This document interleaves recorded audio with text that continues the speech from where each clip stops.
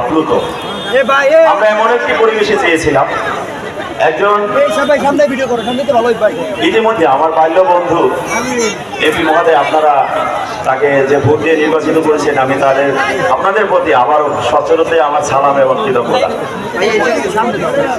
এবং পুনরায় আমরা বরগুনা একই সঙ্গে আমার আর একজন বন্ধু এবং আমার দীর্ঘদিনের পরিচিত সাথী শাহিন সাহেব, যে একজন আমি আমার জায়গা থেকে বলি ধর্মনিরপেক্ষ মানুষ, এবং তার ছোটবেলা থেকে দেখেছি একটু যে হাসি, আমার মনে হয় না বরগুনা কোনো লোকের এই যে হাসি দেওয়া যে শাহিন কেমন আছো, আগে কেমন আছো তুমি দেখে, এই যে তার সহজ সরল একটা তার অভিব্যক্তি, এবং তার বাবা একজন অত্র বরগুনার স্বনামধন্য একজন সাবেক চেয়ারম্যান এবং অত্যন্ত সম্মানের সহিত অত্যন্ত সম্ভ্রান্ত পরিবারের সে সন্তান। আমরা চাই বরগুনার রাজনীতিতে এরকমই পরিবর্তন আসুক, সে পরিবর্তনটা জনকল্যাণে বয়ে আসুক।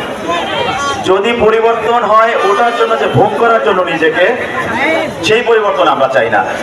আমরা তখনই হাত দিয়েছিলাম বরগুনা, যে বরগুনাবাসী যেন নির্ভীককে চলাফেরা করতে পারে, কোনো যেন যুব সমাজ তার কোনো সন্তানের বাবা যেন চিন্তা করতে হয় না যে সন্তান কি করবে। আমরা চাই আবারও সেটা, যে বরগুনা জেলার রাজধানী, এবং সেই রাজধানী সেই জেলা সদরের যে এমপি হবে, সরি উপজেলা চেয়ারম্যান হবে, আমাদের এমপি মহোদয় একজন অত্যন্ত ভালো মনের মানুষ। আমি আগে বলেছি বাল্যবন্ধু, তার পাশে আমি ব্যক্তিগতভাবে চাই এবং সবাই মনে হয় চান যে একজন ভালো মানুষ আসুক, এবং সেটা শাহিন সাহেব অবশ্যই। কারণ শাহিন সাহেবকে আমরা কেন সমর্থন দিয়েছি, তার যে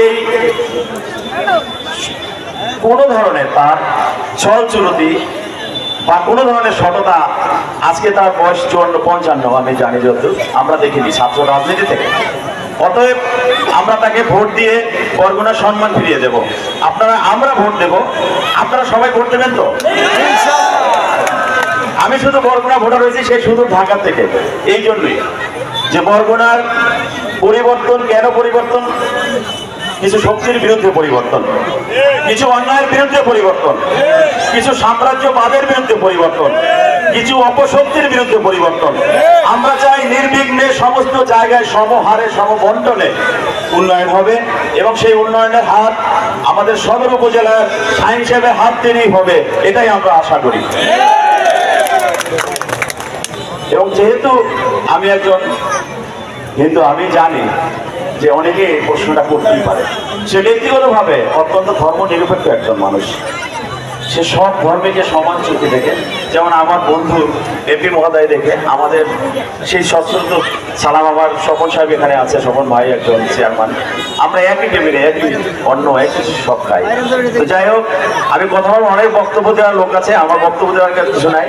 সার্কিট হাউস মাঝে আমি বক্তব্য জানিও না, ব্যবসা করি ছোটোখাটো। সার্কিটের মাঝে আপনাদের কাছে যে কথা দিয়েছিলাম, আমি আপনাদেরকে আবারও সেই কথা পুনরাবৃত্তি করছি।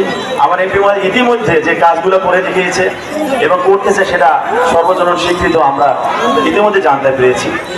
এবং আপনাদের কাছে আরো একবার বিনীত অনুরোধ করব, এবং সশ্রদ্ধে আমি অনুরোধ করব যে আপনারা দয়া করে আরেকবার আমাদের এই শাহিন সাহেবকে ভোট দিয়ে আপনারা নির্বাচিত করুন।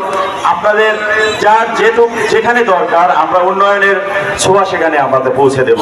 এবং যদি তারা সে কথা না রাখে, আমি ব্যক্তিগতভাবে দিলীপ অধিকারী কথা দিয়ে যাচ্ছি, আমরা তাদের পিছনে নাই।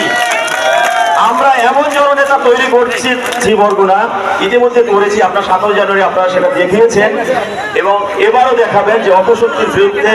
আমি আবারও বলি, এই যে মানুষের প্রতি শ্রদ্ধাবোধ নাই, মানুষের প্রতি ছিল, একটা অফিসারের সামনে গেলে সে ধরনের একটু সমঝদার লোকও দরকার।